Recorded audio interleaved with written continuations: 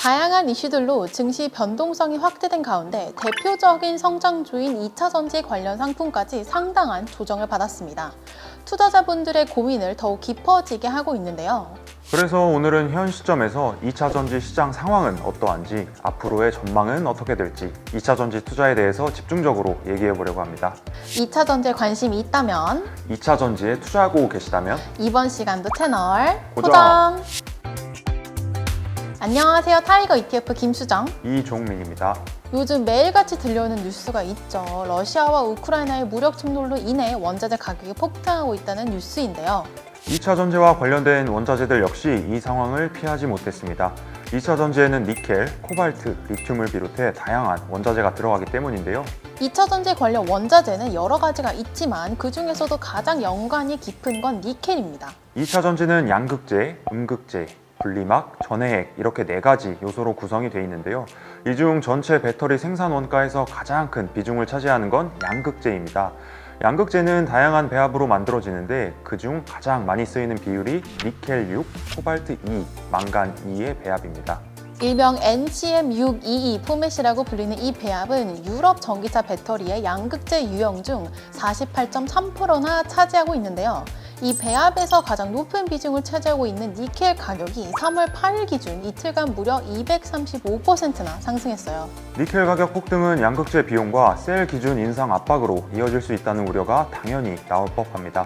니켈 가격이 10% 상승할 경우 양극재 비용은 약 2.4% 오르는 효과가 생기기 때문인데요. 최근 이틀 동안의 니켈 가격 상승분을 반영하면 양극재 제조 비용은 26%가량 늘어난 셈입니다. 그렇다면 2차전지 가격에 큰 영향을 미치는 니켈 가격 변동성은 언제까지 지속될까요? 전 세계 니켈 생산량 중 러시아가 차지하는 비중은 약 9.2% 정도인데요. 따라서 가격 변동성이 이어지더라도 단기간 내 거래 중지가 생길 정도로 높은 시세가 지속될 가능성은 낮아 보입니다.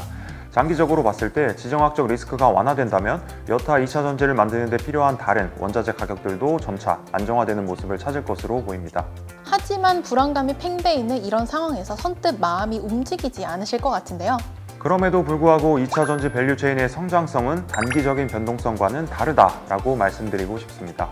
올해 1월 맥킨지앤컴퍼니는 정부와 기업은 최대한 빨리 급성장하고 있는 2차전지와 전기차 사업에 진출해야 한다라는 보고서를 발간했습니다. 보고서에 따르면 2차전지 시장은 매년 20%씩 성장해 2030년 전 세계적 시장 규모가 약 3,600억 달러에 달할 것이라고 하는데요. 더 이상적인 전개가 된다면 2030년까지 약 4,100억 달러까지도 가능하다고 합니다. 이에 대한 근거는 시장 데이터에서 찾을 수 있는데요. 먼저 2차전지 기업들의 공급량은 여전히 계속해서 올라가고 있다는 거예요. 2022년 1월 글로벌 탑10 2차전지 기업들의 공급량은 26.1기가와트로 전년보다 85% 증가했는데요. 이런 데이터는 취합하는 데 시간이 걸리기는 하지만 그래도 정확하다는 측면에서 트렌드를 파악하기에는 용이합니다. 1위를 차지한 CATL은 128%, 2위를 차지한 BYD는 194.7%의 전년비 성장률을 각각 기록을 했고요.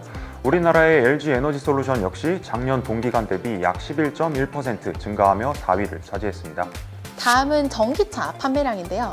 전기차 제조업체의 데이터를 합산해보니 2022년 1월 전기차와 플러그인 하이브리드의 판매량은 58만 대로 전년 대비 72.5%가 증가했습니다. 가장 높은 수치를 기록한 건 BYD인데요.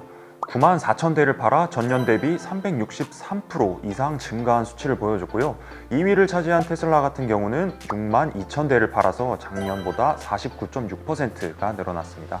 테슬라 입장에선 2021년 말 기준 시장 점유율이 13.9%로 1등이었던 점을 감안하면 다소 아쉬운 성적일 수 있지만 여기서 핵심은 전기차 판매 업체의 대장격인 이 두 기업이 모두 판매량에서 두 자릿수 이상의 성장률을 보였다는 거죠.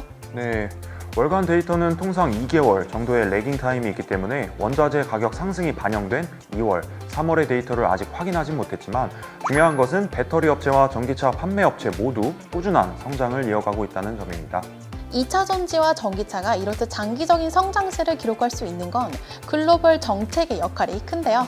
많이들 알고 계신 것과 같이 중국, 미국, 그리고 유럽 국가들은 2030년까지 신차의 이산화탄소 배출량을 약 55%까지 감축하는 게 목표잖아요. 이를 위해서 유럽연합은 2035년까지 내연 기관차의 전면 판매 금지를 추진하고 있고, 독일과 영국 같은 선진국의 경우에는 이미 2030년까지 판매를 금지하겠다고 선언했습니다. 중국 또한 2025년까지 신차 판매량 중 친환경차의 비중을 25%까지 늘리겠다고 발표했고요. 이에 의거해서 리서치 기관에서는 2030년까지 2차 전지 밸류체인 전망치를 내놓고 있는데요. 앞서 말씀드린 맥켄지앤컴퍼니에 따르면 2020년부터 2030년까지 배터리셀 시장 규모가 최대 18.7배 될 것으로 전망했고, S&E 리서치는 2030년 배터리 시장 수요가 2020년 대비 약 23배 성장할 것으로 내다보고 있습니다. 상당한 공신력을 가진 기관들의 전망인 만큼 2차 전지 밸류체인의 장기적인 성장성은 긍정적으로 볼 수 있을 것 같습니다. 정리하자면 원자재 가격의 고공행진으로 2차 전지 수익성에 부담이 있을 수는 있지만 장기적으로 봤을 때 성장성은 여전할 거라는 얘기입니다.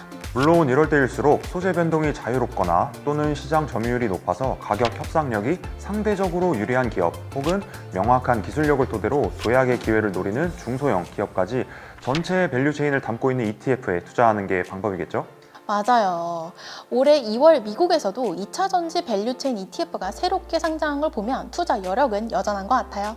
ETF 1급 비밀, 오늘은 원자재 가격 상승 때문에 수익성에 대한 부담이 높아지면서 투자자들의 고민을 깊어지게 만들었던 2차 전지를 주제로 이야기해보는 시간을 가져봤는데요.